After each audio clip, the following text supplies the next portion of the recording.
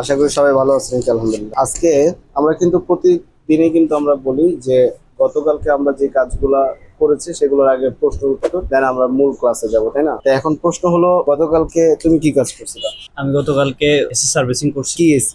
একটা ছিল speed AC আর একটা cassette type? Cassette type. Customer AC গুলো সার্ভিসিং করছি। টোটাল কয়টা এসি সার্ভিসিং করছি? টোটাল তিনটা। তিনটা। গতকালকের কাজে কোনো প্রশ্ন আছে কি? জি না। প্রশ্ন নাই না? দেখছো তো কাজ কিভাবে করে। তুমি গতকালকে কি কাজ করছিলে? গতকালে শুধু একটা এসি ফিটিং করে দেওয়া হয়েছে। ফিটিং করে দেওয়া শুধু হয়েছে। ফিটিং। আচ্ছা, এখানে ফিটিং সব করতে কাজ গিয়ে করা হয়েছে। কোনো প্রশ্ন, ফিটিং করতে গিয়ে কোনো প্রশ্ন আছে কি? কোনো প্রশ্ন নাই। প্রশ্ন থাকতে হবে, হাজার হাজার প্রশ্ন থাকতে হবে। কারণ তিনটে এসি সার্ভিসিং করাইছি, আর একটা ফ্রিজ তার ওই ঠান্ডা হয় না, তার ওই সার্ভিসিং ফ্যান মোটরের সমস্যা ছিল। আচ্ছা, বুঝতে তার পেরেছি। লাইন দিয়েছি। তো গতকালকে কোনো কাজের প্রশ্ন আছে কি? প্রশ্ন কিন্তু হাজার হাজার প্রশ্ন নিয়ে আসতে হবে। এর আগে কোনো কাজের কোনো প্রশ্ন আছে? সেটা বুঝতে পারছি। কোনো প্রশ্ন আছে? তুমি তো আসো নাই, নো প্রবলেম। গত যে ক্লাসগুলো শুরু করছি, তাই না? গত ক্লাস থেকে এই পর্যন্ত আমরা দেখানো হয়েছিল রেফ্রিজারেশন সাইকেলের প্রধান প্রধান চারটা অংশ। সে প্রধান প্রধান চারটা অংশের নাম কি ছিল? Compressor, condenser, evaporator, control device. এই চারটা প্রধান প্রধান অংশ। কিন্তু এই চারটা প্রধান প্রধান অংশ আসলে থাকে কোথায়? যেমন এয়ার কন্ডিশনিং সিস্টেমে থাকে, রেফ্রিজারেটরে থাকে, তারপর হলো সেন্ট্রাল এসিতে থাকে, ভিআরএফ এসিতে থাকে। এক কথায় হিমায়ন যন্ত্রের প্রত্যেকটা জায়গায় এই চারটা ডিভাইস থাকবেই থাকবে। এগুলো হলো প্রধান প্রধান চারটা অংশ। কথা বুঝতে পারছি? আর এই চারটা অংশ মূলত যাকে পরিচালনা করে সে হলো হিমায়ক বা রেফ্রিজারেন্ট। সাধারণ মানুষ কি বলে এটাকে? গ্যাস। কথা বুঝতে পারছি? কিন্তু সাধারণ মানুষ গ্যাস বললেও আমরা কিন্তু আমাদের যে ভাষা সেটাতে গ্যাস বলা যাবে না। এখন এই যে জিনিসগুলো আমরা মূলত পড়াশোনা করছি সেগুলো আসলে ফিজিক্যালি দেখা, ফিজিক্যালি না দেখলে আমরা আমাদের ব্রেনের ভিতরে কিন্তু থাকবে না, ঠিক না? তা আমরা যদি যে জিনিসটা দেখবো, যেটা আমরা আসলে পড়াশোনা করছি, সেটা যদি আমরা নিজের হাতে করি, আবার সেই কাজটা যদি আমরা দেখি এবং নিজের হাতে করি, তাহলে আমরা কখনোই ইনশাল্লাহ ভুলবো না। আমরা যেহেতু একটা চ্যালেঞ্জ নিয়েছি যে আগামী 2 মাসের মধ্যে আমাদের কাজটা শিখতে হবে, তাহলে কাজটা শিখতে হলে আমাদেরকে অবশ্যই পড়াশোনা করতে হবে, অবশ্যই আমাদেরকে কাজটা নিজের হাতে করতে হবে। আমরা এখানে ক্লাস করতেছি কত সময়? আমাদের টোটাল এখানে অফিসে আমাদের সার্ভিস সেন্টারে কতক্ষণ থাকা হচ্ছে? আমাদের থিওরি ক্লাস হচ্ছে 1.5 ঘন্টা 2 ঘন্টা। আচ্ছা, আর আর হচ্ছে আপনার এরপর থেকে রাতে 9:30 পর্যন্ত, 10টা থেকে 9:30 পর্যন্ত। মানে সকাল 10টা থেকে 9:30 9:30 পর্যন্ত আবার প্র্যাকটিক্যাল কাজ জি। চলে। টোটাল 14। এইভাবে 14-15 ঘন্টা, তাই না? একটু কষ্ট বেশি হয়, কিন্তু শেখা হয় কিনা? জি, শিখা হয় আলহামদুলিল্লাহ। মানে আমাদের এখানে শুধুমাত্র তারাই আসবে, শুধুমাত্র যারা কাজটা প্রকৃতপক্ষে শিখতে চায়। তো আমরা এই জিনিসটাকে মেলাই। হ্যাঁ, আমরা বোর্ডের মধ্যে চিত্রের মধ্যে এঁকেছি এরকম যে কম্প্রেসারটার নিচে ডান পাশে কন্ডেন্সার, উপরে কন্ট্রোল ডিভাইস, বাম পাশে ইভাপোরেটর, এইভাবে আঁকছি। এটা বোঝানোর ক্ষেত্রে বলা হয়েছে, তাই না? কিন্তু এই যে ইউনিটটা, এই পুরো ইউনিটটার ভিতরে কিন্তু তোমার সেই জিনিসগুলো কিন্তু আছে। এর স্ট্রাকচার, ডিজাইন চেঞ্জ হবে কিভাবে? এটা স্প্লিট টাইপ বেসির ক্ষেত্রে এরকম, যদি এটা প্যাকেজ টাইপ বেসি থাকে তার ডিজাইন আলাদা থাকবে, তার স্ট্রাকচার আলাদা থাকবে, কিন্তু ওর কাজ কিন্তু সেম থাকবে। কথা বুঝতে পারছি? এবং এটা যদি রেফ্রিজারেটর থাকে, ওর কাজ সেম থাকবে, শুধু ডিজাইনটা আলাদা থাকবে। তাহলে আমার মূল কনসেপ্টটা কি আমরা বুঝতে পারি কিনা? আমরা যদি মূল কাজটা বুঝে যাই, তাহলে আমাদের জন্য কোনো বড় এসিও আমাদের কাছে কোনো ঘটনা না, ছোট ফ্রিজও আমাদের কাছে কোনো ঘটনা না। মূল কনসেপ্টটাকে আমাদের ক্লিয়ার করতে হবে, একেবারে সোজা সাপটা কথা। এখানে প্রধান প্রধান চারটা অংশ আমরা একটু দেখাই। এটা হলো কি? কম্প্রেসর। কম্প্রেসরের কাজটা কি? সংকোচন করা। মূলত কম্প্রেসর তিনটা কাজ, একটা সাকশন, একটা কম্প্রেশন, আর একটা হলো ডিসচার্জ। কম্প্রেশনটা যে করে তার নাম হলো কি? কম্প্রেসর। এরপরে আছে এই যে আউটডোর ইউনিটে যে টিউবগুলো দেখা যাচ্ছে, এই যে পুরোটা, এটা পুরোটার নাম কি?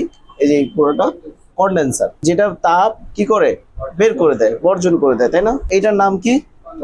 কন্ডেন্সার। এখন এই কন্ডেন্সার তো উত্তপ্ত হয়, গরম হয়। এখন গরম হয়ে ও যে অ্যাটমসফিয়ারে প্রকৃতির মাঝে যে বাতাসটাকে, গরম বাতাসটাকে বের করে দিবে, সেই জায়গাটা বা শক্তিটা কিন্তু নাই। এখানে অক্সিলারি একটা সাপোর্ট দেওয়া হয়েছে। কি সাপোর্ট? যে একটা কন্ডেন্সার ফ্যান মোটর। এটার নাম কি? এই পুরোটার নাম কি? Condenser fan motor. এই ফ্যান মোটরটা অনেক টাইপের হতে পারে। আমি কথা বুঝতে পারছি? গতকালকে আমরা একটা চিলারের একটা ফ্যান মোটর দেখছি। ওই ফ্যান মোটরটা এক ভাই আমাকে বললো যে ভাই এই ফ্যান মোটরটা কোথায় পাওয়া? ফ্যান মোটরটা এমন ভাবে ডিজাইন করা, ওই ফ্যান মোটরটার দাম প্রায় 10-12 হাজার টাকা, ছোট, কিন্তু ওইটার কাজ হলো তাপ বের করে দেওয়া। তো এখন বিষয় হলো ফ্যান মোটরের যেমনই ডিজাইন হোক না কেন, ডিভাইসের ডিজাইন যেমনই হোক না কেন, মূল কাজটা কি আমরা বুঝতে পারি? আমি কি কথা বুঝতে পারছি? কিন্তু আমি মূল কাজটাই বুঝলাম, তাহলে আমাদের কি হবে? আমি যতই কাজ জানি না কেন, লাভ নাই। একটা দুই রকম কাজ শেখা হয়। একটা হলো আমি সনাতন পদ্ধতিতে কাজ শেখা। সেটা কিভাবে?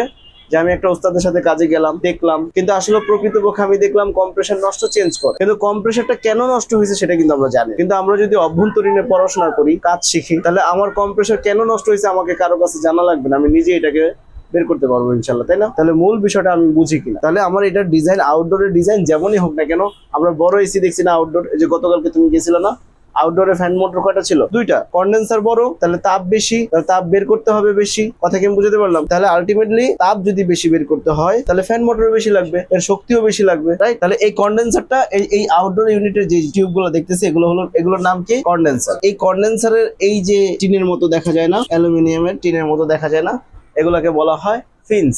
কি বলা হয়? আবার বলি,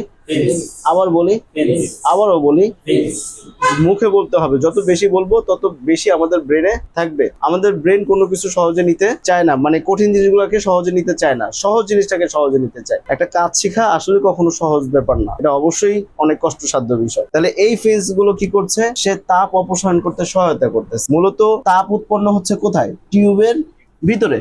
টিউবের কোথায়? ভিতরে। কিন্তু সেই তাপটাকে এই কপার টিউব কি করতেছে? তাপটাকে ছড়ায় দিচ্ছে। এখন ও যখন ছড়ায়, ও যে পরিমাণ তাপ ছড়ায়, যদি ফিন্স গুলো থাকে তার থেকে অধিক বেশি পরিমাণ তাপ ছড়াতে পারে।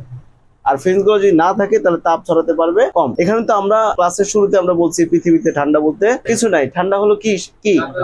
তাপের অনুপস্থিতি। যেখানে তাপ নাই সেটাই হলো কি? ঠান্ডা। তাহলে আমার এসি, ফ্রিজ বা রেফ্রিজারেশন যন্ত্রের মূল কাজটা, মূল কাজ হলো যে তাপ এক জায়গা থেকে অ্যাবজর্ব করে ওটাকে বের করে দিবে, রিজেক্ট করে দিবে। এর মানে তাপ শোষণ করবে, তাপ বের করে দিবে, বর্জন করবে। এই প্রক্রিয়াতে রেফ্রিজারেশন সিস্টেম কাজ করে। এখন রেফ্রিজারেশন সিস্টেমে আমি যে কাজগুলো করছি, রেফ্রিজারেটরে, এয়ার কন্ডিশনিং সিস্টেমে বা ওয়াটার ডিসপেন্সার, তারপর হলো reach in cooler, walk in cooler, অথবা VRF air conditioning system, central air conditioning system, chiller system, whatever it is, main বিষয়টা হলো কি?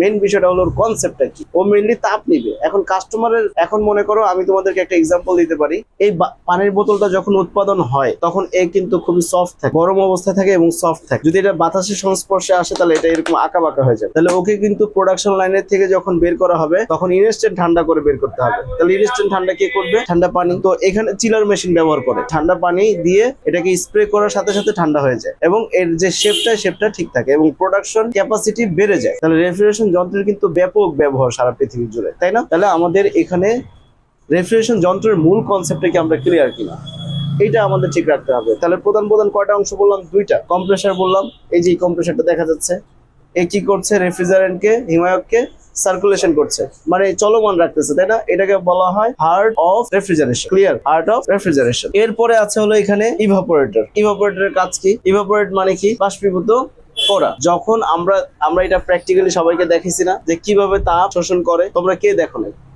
সবাইকে দেখানো হয়েছে না যে তাপ কখন শোষণ করে? তো যখন ইভাপোরেশন কালে মানে বাষ্পায়ন কালে যখন বাষ্পটা হয় ওই সময় এই ইভাপোরেটর কি করে? তাপ শোষণ করে। তাপ কি করে? শোষণ করে। ও কি করে? তাপ বর্জন করে। তাহলে এইটা আমি যেই কক্ষে রাখবো ওইখানে তাপ নিয়ে নিবে, আর যেখানে আমি বের করব সেটা কি করবে? বর্জন করবে। তাহলে আমাদের দেখা যাচ্ছে যে তাপ এখান থেকে শোষণ করতেছে, এখান থেকে বর্জন করতেছে, তাপ শোষণ করতেছে, বর্জন করতেছে। এখন আমাদের কন্ট্রোল ডিভাইসটা আছে এখানে, এই যে ছোট্ট একটা ক্যাপিলারি টিউব আছে, চিকন দেখা যায় কি? এই ক্যাপিলারি টিউবটা হলো কি? Control device. কন্ট্রোল ডিভাইসের কাজ কি? কন্ডেন্সার এবং ইভাপোরেটর দুইয়ের চাপের পার্থক্য বজায় রাখে। একটা হাই প্রেসার থাকে, একটা লো প্রেসার। এই দুইটাকে নিয়ন্ত্রণ করে কে? Control device. কন্ট্রোল ডিভাইস দুই রকম হতে পারে। একটা হলো একটা হলো এক্সপানশন বাল্ব, আর একটা হলো কি? Capillary tube. এখন দেখো এই যে এখানে এই যে বাম পাশে দেখা যাচ্ছে কিন্তু high pressure high temperature refrigerant হিমায়ক, আর ডান পাশে দেখাচ্ছে লো প্রেসার লো টেম্পারেচার হিমায়ক। মানে এই যে মাঝখানে যে একটা বাধা সৃষ্টি করছে, এটা এটাই মূলত তোমার সেই কন্ট্রোলিং। এখানে তোমার ক্যাপিলারিও থাকতে পারে, এখানে তোমার এক্সপানশন বাল্বও থাকতে পারে। এর মানে তুমি চাইলেই এক্সপানশন বাল্ব যে তুমি দিবা হবে নাকি, চাইলেই দিলে হবে না। এটা কি মেজারমেন্ট আছে যে আমি আসলে ক্যাপিলারিটা কতটুকু দিব, এক্সপানশন বাল্ব কোন সাইজের দিব। এর মানে সম্পূর্ণ তোমার এই প্রেসারের ক্যালকুলেশন অনুযায়ী সেটা দিতে হবে। এখন প্রশ্ন আসতে পারে যে এই ক্যালকুলেশনটা আসলে করে কারা? এগুলো করে সম্পূর্ণ যারা ডিজাইনার। যখন এটাকে ডিজাইন করা হয়, রেফ্রিজারেশন যন্ত্রটা ডিজাইন করে, এই R&D সেকশনে থাকে। প্রত্যেকটা কোম্পানির R&D একটা ডিপার্টমেন্ট আছে। R&D ডিপার্টমেন্টের মূল কাজ হলো যে ওরা গবেষণা করবে, রিসার্চ এন্ড ডেভেলপমেন্ট করবে, যে আমি এরকম একটা কাস্টমারের জন্য একটা প্রোডাক্ট তৈরি করতে চাই, সেই প্রোডাক্টের টেম্পারেচার থাকবে এত, তাহলে সেই টেম্পারেচার যদি আমি করতে চাই তাহলে তার কম্প্রেসার সাইজ হবে এত, তার কন্ডেন্সার ইউনিট হবে এত, এবং তার কন্ট্রোল ডিভাইসটা হবে এই সাইজের, ইভাপোরেটর সাইজ হবে এতটুকু। কথা কি আমি বুঝতে পারছি? তাহলে মূল ব্যাপারটা কি দাঁড়ালো যে আমার এখানে সম্পূর্ণ ডিপেন্ড করবে, এই ডিজাইনটা কোনো টেকনিশিয়ানরা মূলত করে না বা করতে পারে না। ঠিক আছে, কেন করতে পারে না? তার কারণ এগুলো পড়াশোনা করে তারপর তোমাকে করতে হবে। কথা কি বুঝতে পারছি? আর এটা আমাদের খুব দরকারও হয় না। যখন আমরা রিপেয়ারিং কাজ শিখি আমাদের মেজারমেন্টের দরকার হয় না। আমরা দেখলাম যে এখানে একটা টিউব আছে 1/4 সাইজ, এই 1/4 সাইজের তুমি টিউব কিনে এখানে লাগিয়ে দিবা। ক্যাপিলারি দেখলাম এখানে 60 সাইজের একটা ক্যাপিলারি আছে, 60 মিলিমিটার একটা ক্যাপিলারি আছে, তুমি কি করলা? ওইটাকে বের করলা। হ্যাঁ, লেখা থাকবে না। এগুলো সাইজ বের করাই তো তোমাদের মানে যারা টেকনিশিয়ান আছে তাদের কাজ। We are from